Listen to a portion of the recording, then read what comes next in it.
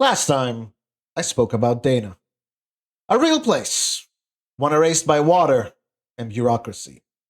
Today, I want to talk about what that birthed, a place you won't find on the map, the village that never was, Massatuk.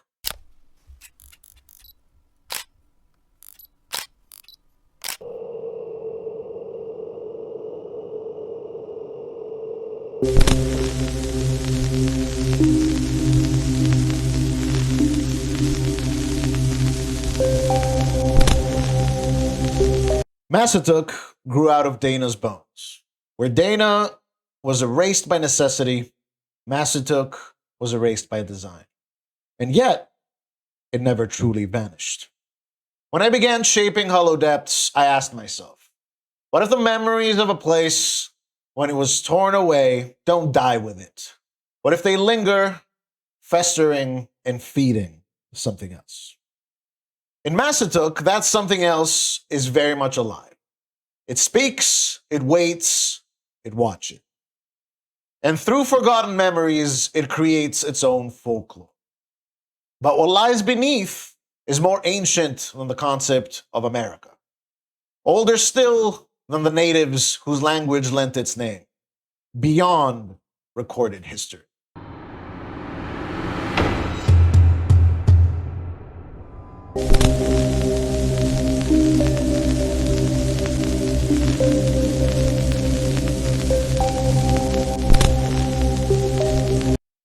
In our world's timeline, the modern concept of Massachusetts began in the early 1600s with Puritan colonies. For the primordial crossroads, however, the first settlement by Europeans started a bit earlier with the ghosts of the lost colony of Roanoke.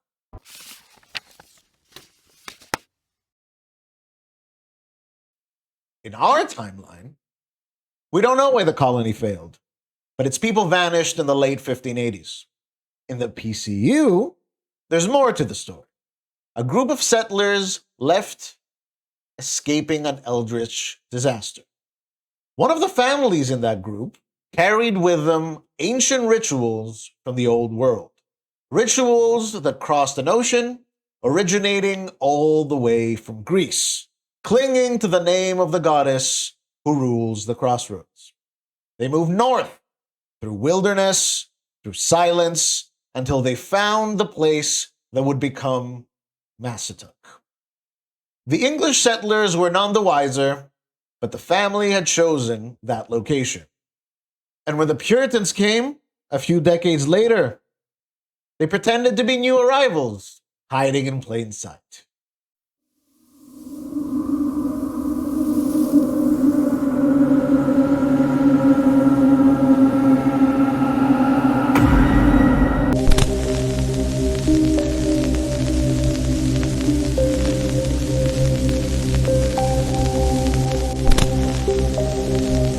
Just like Dana, Massatuk was eventually disincorporated, its houses dismantled. However, when the area was flooded to create the reservoir, named Nupinaak in this case, something happened. Nature turned hostile, warped, turning the area into an unnatural mangrove.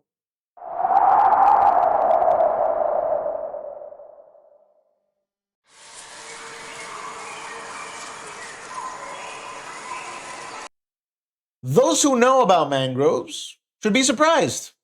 They exist in equatorial climates, coastal waters, tolerant to salt. Yet they grew inland in Massachusetts, nonetheless.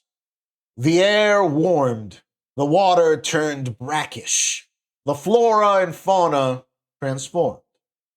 Unheard of in temperate climates, highly localized and highly unreal. Remnants of Massatuk were left behind, of course, remnants like the cellar hole, surrounded by the oppressive otherness of the mangrove. The locals gave these scars in the ground a name, Tuckeye.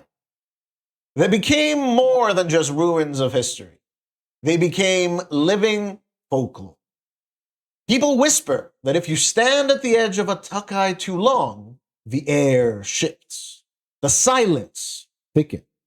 Sometimes you hear voices, a shadow behind one of the mangrove trees. Some claim that people were killed and thrown inside, only for them to rise again. But the one thing everyone agrees on, when you're in Massatuk, you are being watched. A weight on the back of your head, always present, a foreboding that sinks deep within your soul. Klein, in Hollow Depths, walks among the ruins of Massatuk, seemingly for his research, but his obsession with the land is deeper. What he finds there is not the calm silence of recording history. It is an ancient darkness.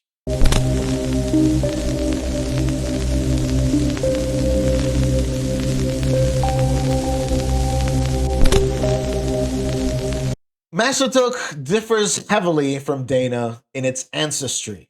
One of the major plot threads in my novel is about Klein's lost love. The way he found out about Massatuk and the reason he chose it as his research site for his dissertation was because of her. Her family is intricately tied to the area. The Greek family of Kasparakis, one bound to centuries of local lore, to rites whispered in the woods, and to bargains struck long before Massachusetts existed. That's why Massatuk isn't your typical Americana. It feels wrong. Its folklore is too deep for a town incorporated in the 1800s. And of course, even when Massatuk is embraced by the mangrove, the family does not fade. They helped create the nearby town of Kiwomsu.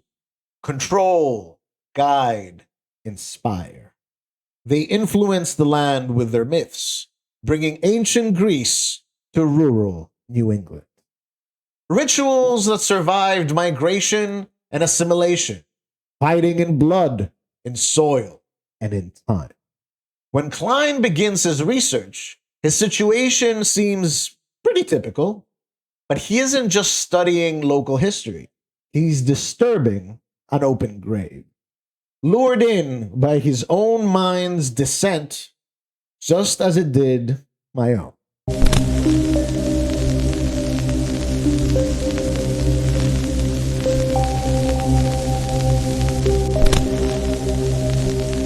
Dana showed me a larger form of absence, beyond just loss of self. Thus, I turned Massatuk into something darker still. An unnatural presence hiding inside that absence. This is a horror I've been chasing all my life.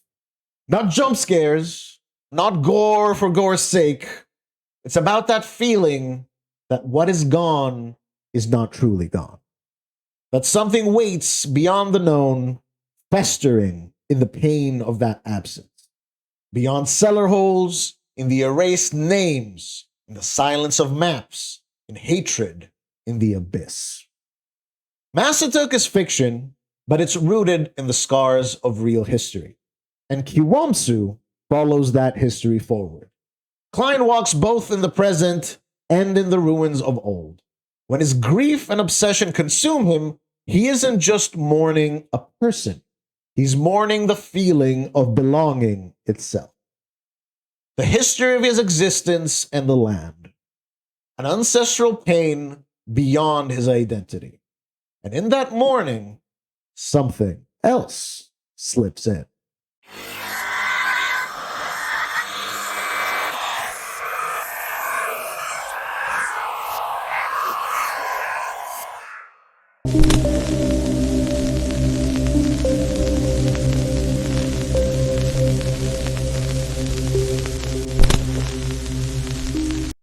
I gave you a brief walk into one path of Hollow Depth. The erased town of Massatuk. The Takai, watching. The family whose silence shaped centuries. Their influence in the nearby Kiwomsu. But what are those myths and rituals?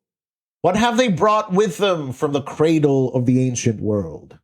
Next time, I will speak about her, the goddess at the center of the primordial crossroad, Hecate, and why I chose her, or rather, how she chose me.